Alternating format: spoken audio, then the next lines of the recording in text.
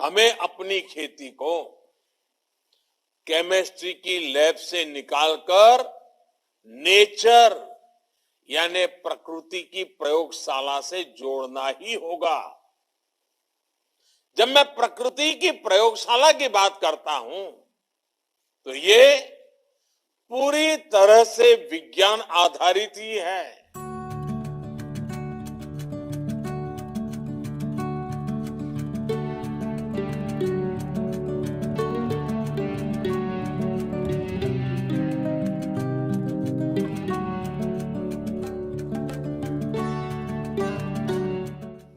जो ताकत खाद में है,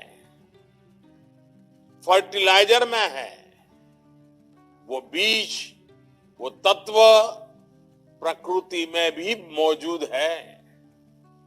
हमें बस उन जीवाणुओं की मात्रा धरती में बढ़ानी है, जो उसकी उपजाऊ शक्ति को बढ़ाना है। कई एक्सपर्ट्स कहते हैं कि इसमें देसी गायों की भी अहम भूमिका है।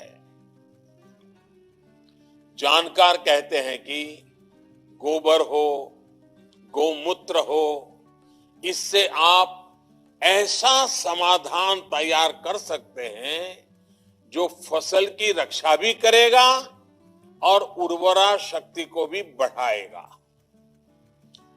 बीज से लेकर मिट्टी तक सबका इलाज आप प्राकृतिक तरीके से कर सकते हैं। जानकार ये बताते हैं कि खेत में आग लगाने से धरती अपनी उपजाऊ क्षमता खोती जाती है। हम देखते हैं कि जिस प्रकार मिट्टी को, और ये बात समझने जैसी है, जिस प्रकार मिट्टी को जब तपाया जाता है तो वो ईंट का रूप ले लेती है और वो ईंट इतनी मजबूत बन जाती है कि इमारत बन जाती है। लेकिन फसल के अवशेषों को जलाने की हमारी यहां परंपरा सी पड़ गई है।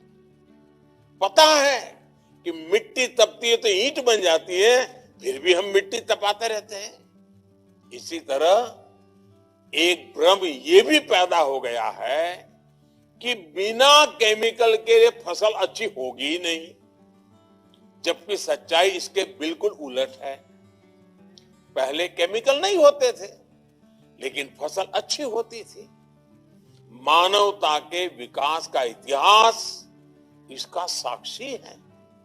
तमाम चुनौतियों के बावजूद कृषि युग में मानवता सबसे तेजी से फली फूली आगे बढ़ी, क्योंकि तब सही तरीके से प्राकृतिक खेती की जाती थी। लगातार लोग सीखते थे।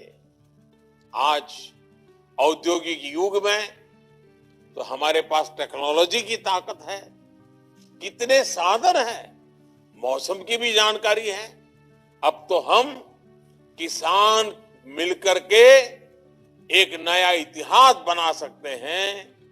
दुनिया जो ग्लोबल वार्मिंग को लेकर के परेशान है, उसका रास्ता खोजने में भारत का किसान अपनी परंपरागत ज्ञान के द्वारा उपाय दे सकता है। भाइयों और बहनों, नेचुरल फार्मिंग से जिन्हें सबसे अधिक फायदा होगा वो है हमारे देश के 80% छोटे किसान। वो छोटे किसान जिनके पास 2 हेक्टेयर से भी कम भूमि है। इनमें से अधिकांश किसानों का काफी खर्च केमिकल फर्टिलाइजर पर होता है।